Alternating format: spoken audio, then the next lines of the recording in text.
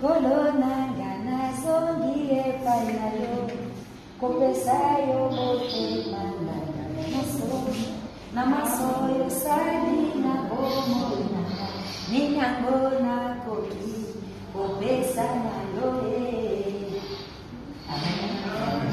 C'est quand même assis.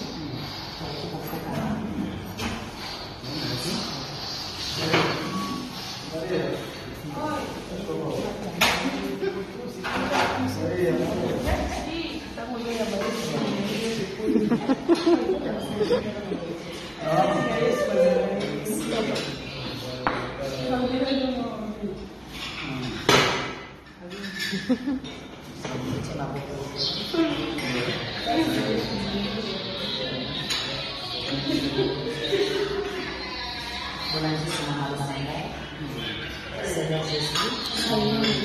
n'ayez pas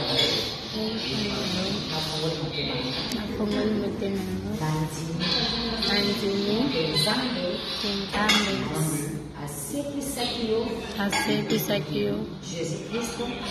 Christ nakati na afungwe lokola mokonzi limbisanga na masumu nyonso na mabe nyonso na sala obanda bomwana kino na age limbisanga. Merci Seigneur. Tovandi na kina tunanisoma na bongo. Éternel mon Dieu, mon papa, nzamba lola ozali nzambe na bongo papa nati kino na bikama papa na maboko na yo. Éternel mon Dieu, mon papa bafungoli mitema na bango bandimi lokola mokonzi mpe mobikasi na ye mpona na bikama papa na trompe na maboko na yo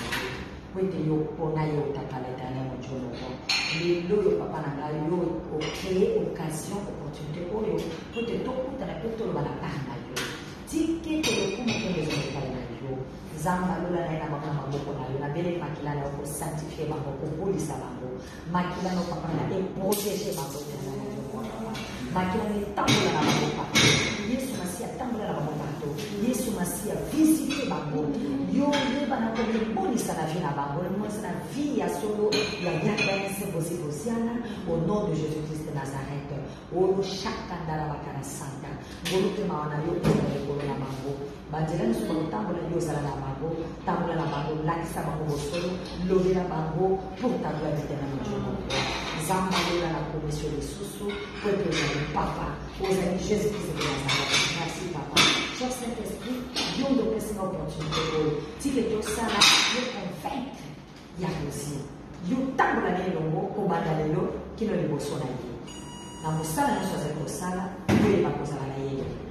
na komisio papa na nyonso oyo tozali nzambe na brise nyonso etabli senekino te na kati na Luc 10:19